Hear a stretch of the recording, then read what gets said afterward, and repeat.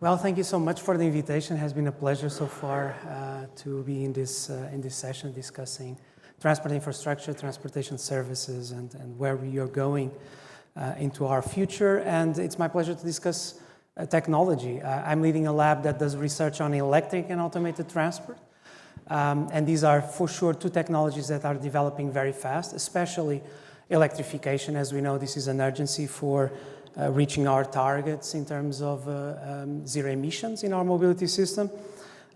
This is happening in the Netherlands has already, in terms of sales, 35% of the vehicles that are being sold are electric, and it has one of the most pervasive networks of charging stations, fast charging, slow charging, intermediate charging speeds.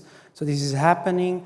Automation promises to deliver on-demand transport that was not cost-effective before with drivers, and without drivers we'll have an opportunity. Actually, in the Netherlands as well, we have had a system for the past 25 years transporting people without a driver, talking about small buses. It's in a segregated path, so it's protected from the rest of the traffic. So the challenge is going on open roads for sure.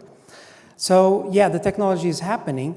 Nevertheless, we need to think about how we are going to use this technology. That's the question, and how we are going to integrate the different modes, especially with traditional public transport.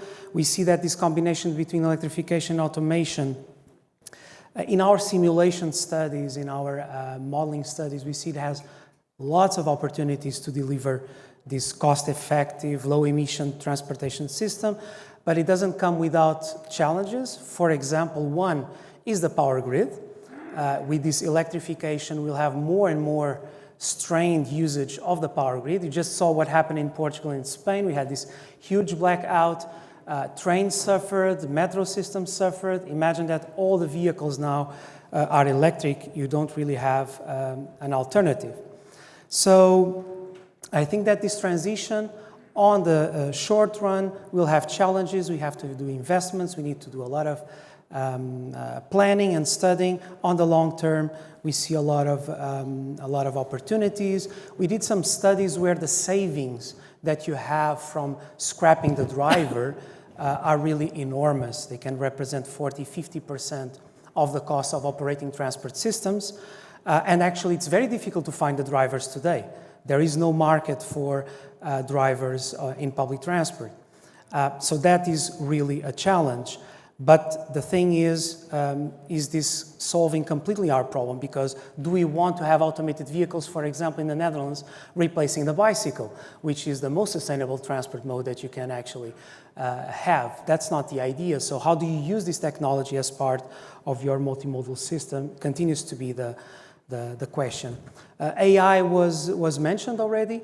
Of course, there's a boost of research on AI at this point at TU Delft and other universities.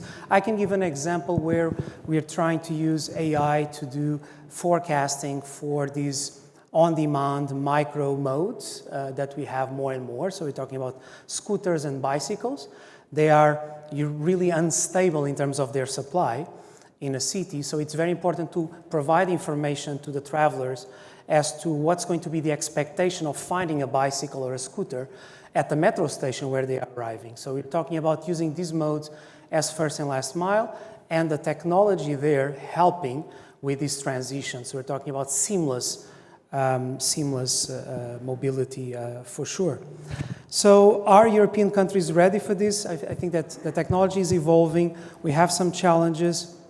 But sometimes it's not just about the technology. For example, regarding to mass mobility as a service, in the Netherlands, we have had a lot of experience with this, and we realized it was not really the technology. It was more like how institutions work together with the private companies. For example, shared mobility companies usually don't like to provide their information to other players because they could lose profits. So that's really, really critical for the future integration. So in short, I think that technology is not the destiny, but it's kind of a means to an end, right? It's a powerful enabler for a smarter transportation system where we have to put, of course, the traveler in the center place of what we are doing.